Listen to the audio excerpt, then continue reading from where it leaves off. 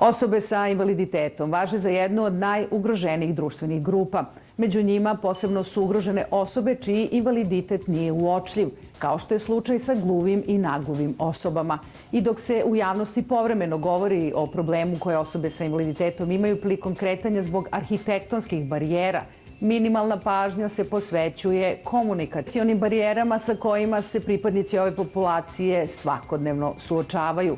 Iako domaći zakoni i međunarodne konvencije garantuju sva prava osobama koje ne čuju dobro, u svakodnevnom životu one ih ne mogu ostvariti, jer državne institucije nemaju tumače za znakovni jezik.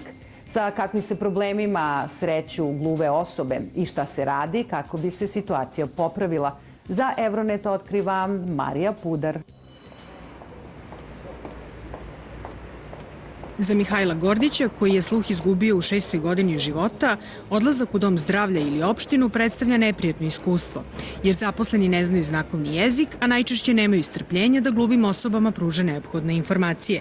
Međutim, kada po lekove odlazi u apoteku Beogradu u Njegoševoj ulici broj 1, situacija je potpuno drugačija. Lepo se osjećam kada službenik bar poznaje znakovni jezik. Puno je lakše, nema barijera. Mogu normalno da pričam i dobijem sve informacije. Međutim, mnogi misle da poznaju znakovni jezik posle samo 3 meseca obuke, što nije dovoljno. Mreža apoteka Beograd od ostalih javnih ustanova razlikuje po tome što je svojim zaposlenima obezbedila osnovne kurseve znakovnog jezika. Osim u Njegoševoj ulici, obučeni farmaceuti rade još u 3 apoteke. To su apoteka Miloš Mladenović koja se nalazi na Novom Beogradu, Zdravlja 1 i apoteka Zemun u Zemunu. Da bi naučio kako da ostvari svoje pravo na informaciju i zaštiti se od diskriminacije, Mihajlo odnedavno pohađa dvomesečni edukativni program koji sprovodi Udruženje za reviziju pristupačnosti. Osim njega, tu priliku iskoristilo je još 20-ak polaznika. Ova akademija se sastoji iz 3 dela.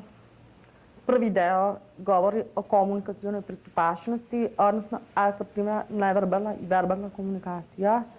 Drugi deo se odnosi na zakonske okvire, koji su to zakoni važni za osobe sa invaliditetom, a treći deo se odnosi kojim to nezavisnim institucijama mogu da se obrate kada su njihova prava ugrožena.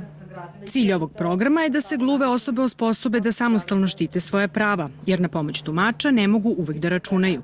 U Beogradu, na primjer, živi oko 5000 građana koji ne čuju, a njima su preko Saveza gluvih dostupna samo 3 besplatna tumača.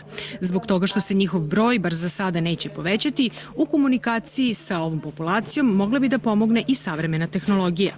Ne moramo da imamo tumača u svakoj opštini, u svakoj apoteci. Možemo da koristimo neke informacijska pomagala, možemo da koristimo neke video linkove ili tako nešto. Možemo da koristimo internet kao da kažemo, komunikacijsku vezu između korisnika i pružaoca usluga. Obuka za gluve i nagluve osobe prva je takve vrste u našoj zemlji i sprovodi se zahvaljujući finansijskoj pomoći Međunarodnog kluba žena.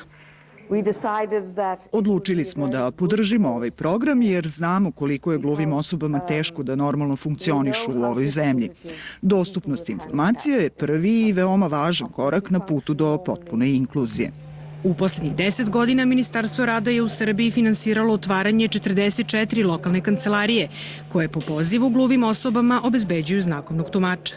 Osnovni kurs znakovnog jezika završilo je i oko 600 državnih službenika. Edukacije se rade na više nivoa, stvaranjem tumača, koji je najviši nivo ljudi koji poznaju znakovni jezik, onda prevodioci koji su niži nivo i oni koji stiču opšta znanja. Tumača imamo 50, prevodioca nešto više od 100. Dok se broj tumača i prevodilaca ne poveća, komunikacija sa gluvom osobom može se ipak ostvariti bez većih problema. Sve što je potrebno je da uz malo strpljenja primenite sledeće uputstva. Gledajte pravo u osobu sa kojom pričate, nemojte pričati brzo i nerazumljivo. Nemojte nikako raditi sledeće. Znaš, mogli bismo da se vidimo sutra. Stavljate ruku preko usta dok pričate sa osobom koja ne čuje. Sve što je potrebno, samo je gledajte pravo u oči i pričajte razgovetno. Do kraja ove godine trebalo bi da bude usvojen zakon o upotrebi znakovnog jezika, što bi moglo značajno da smanji komunikacione barijere sa kojima se gluve osobe suočavaju. U skladu sa ovim zakonom, državne institucije kao što su domovi zdravlja, škole, bolnice, centri za socijalni rad, služba za zapošljavanje imaće obavezu da obezbede tumača za znakovni jezik. Gledali ste Evronet.